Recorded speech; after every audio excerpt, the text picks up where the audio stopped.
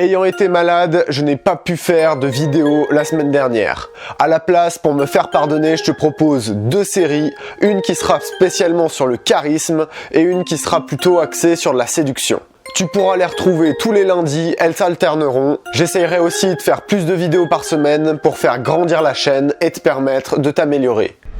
Dans ce premier épisode qui est un peu différent de mes dernières vidéos, je te présente comment être un alpha, qu'est-ce que ça t'apporte et pourquoi tu dois absolument utiliser ça dans ta vie. Depuis la nuit des temps, l'être humain survit et un des mécanismes de survie les plus efficaces, c'est la sélection des partenaires que font les filles inconsciemment la plupart du temps. Elles sélectionnent instinctivement l'homme qui permettra de les protéger. Et si avant c'était surtout une question de force, maintenant tout est une question de confiance, d'être assuré, inébranlable. Imagine combien de temps survivait à la préhistoire une famille qui avait un mari faible, soumis et psychologiquement fragile. Pas bien longtemps, hein. Aujourd'hui, je te donne donc des clés pour être perçu comme le mec le plus apte à la perpétuation de l'espèce. Alors pourquoi est-ce que tu devrais être un alpha? Déjà parce que l'attention sera tournée vers toi. Ça veut dire quoi? Ça veut dire que tu pourras faire tes preuves plus facilement envers les gens, et donc les filles.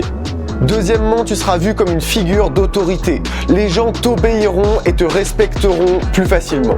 Alors pourquoi est-ce que tu devrais être ce mec? Première chose, tu auras l'exclusivité sur les filles.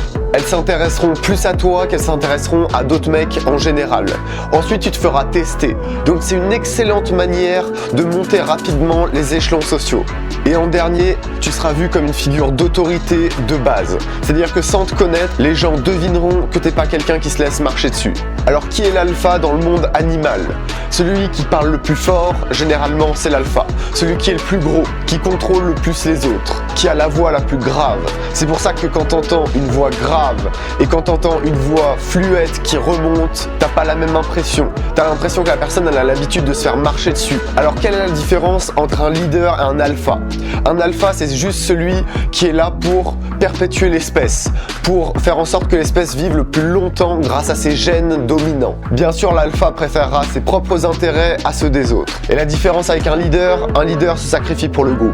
Voilà, c'est la seule réelle différence. Sache qu'il y a toujours un alpha dans n'importe quel groupe. Par exemple, si on regroupe une expérience qui regroupe 5 rats, dans le caractère des rats, tu retrouveras toujours dans le groupe un alpha, 2 soumis, un indépendant et un rebelle. Le rebelle essayera de piquer la place de l'alpha, l'indépendant se foutra complètement de la vie du groupe et les 2 soumis seront au service de l'alpha.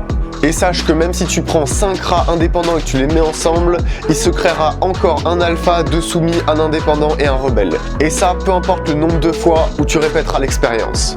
Alors quels sont les traits de l'alpha? D'abord, c'est quelqu'un qui a pas peur d'avoir l'attention sur lui. C'est pas juste quelqu'un qui domine, mais quelqu'un qui montre sa domination.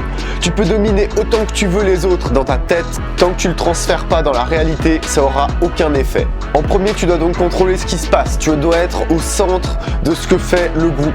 Tu dois prendre la responsabilité. Maintenant, les traits que tu peux voir extérieurement. Le premier, c'est prendre de l'espace. Un alpha, il n'aura pas peur de prendre de l'espace et il n'aura pas peur de déranger les autres, simplement parce qu'il n'a pas peur de la confrontation. Ensuite, malgré sa position étendue, il est toujours relaxé. Il a un contact visuel très fort parce qu'il n'a pas peur des autres et il a une voix grave, forte et lente. Il sait être calme sous la pression parce qu'il a l'habitude de cette dernière. Et parce que tu peux être extérieurement alpha, les autres commenceront à te traiter comme un alpha. Bien sûr, tu le sais peut-être, ta position corporelle influe sur tes hormones. C'est-à-dire que plus tu vas prendre de l'espace et plus tu auras une position qu'on dit ouverte, c'est-à-dire sans bras croisés, sans jambes croisées, plus ta testostérone augmentera. Et la testostérone, c'est juste l'hormone principale de l'alpha. Plus l'alpha va gagner sur les autres, plus ses hormones vont augmenter. Reconnaître l'alpha, ça te sera capital par la suite pour comprendre beaucoup de choses et éviter certaines erreurs de séduction quand tu aborderas des groupes. Tu vas me dire, ok, j'ai compris, mais pourquoi ça m'aiderait avec les filles? La première réponse, c'est l'expérience. Déjà, quand tu seras le centre de l'attention, tu vas plus interagir avec les autres. Parce que les gens, ils vont plus te challenger. Et tu pourras donc mieux progresser. Ensuite, ta réputation. Le seul danger que tu as par ta réputation, c'est pas que les autres t'aiment pas, c'est qu'ils t'oublient, c'est de passer inaperçu. Tu pourras jamais être aimé par tout le monde. Par contre, tu pourras être oublié par tout le monde. Et ça, c'est le vrai danger. Et oublie pas que plus tu vas progresser, plus tu auras du succès et plus tu pourras reconvertir ceux qui t'aimaient pas. Faut qu'extérieurement t'aies l'attitude d'un alpha et que quand les gens te parlent, tu sois sympa, fun et sociable. C'est ce qui maximisera tes chances en séduction. Alors très vite, si tu te mets à adopter ces signes, tu vas voir que tu auras un énorme impact sur l'attention des gens. C'est-à-dire que quand l'alpha regarde quelque part, eh bien le groupe se met à regarder au même endroit, ou la fille qui est à côté de toi va se mettre à regarder au même endroit. Simplement parce que t'es celui qui détecte les dangers, t'es celui qui est le plus fort. Et si celui qui est considéré comme le plus fort détecte un signe comme un danger, le groupe va se dire qu'il est en danger parce que si le plus fort est pas capable de résister, le groupe ne résistera pas non plus.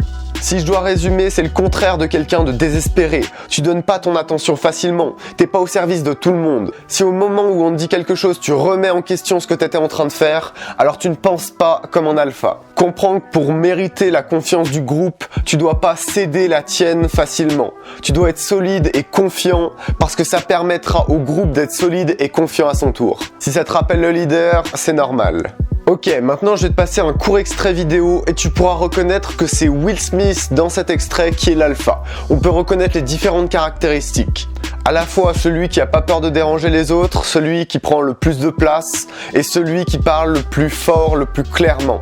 Quand l'alpha rentre dans un groupe, il a pas peur de dire bonjour à tout le monde parce que c'est normal, il connaît sa valeur.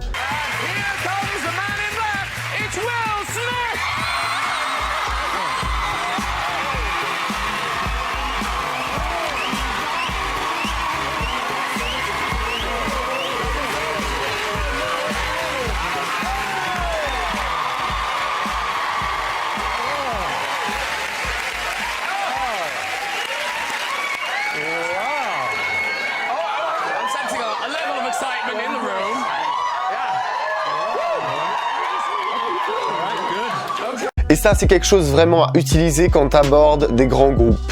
Tu peux le voir à son attitude corporelle, tu peux le voir à l'espace qu'il prend. Voilà, je voulais partager avec toi ces quelques astuces qui te permettent d'être plus séduisant naturellement. J'ai envie que l'audience que j'ai grandisse et pour ça, la seule manière, c'est de vous apporter énormément de valeur. Et c'est exactement ce que je vais faire. On se retrouve lundi prochain pour la série sur le charisme. Je te souhaite une bonne soirée et profite bien de mes conseils.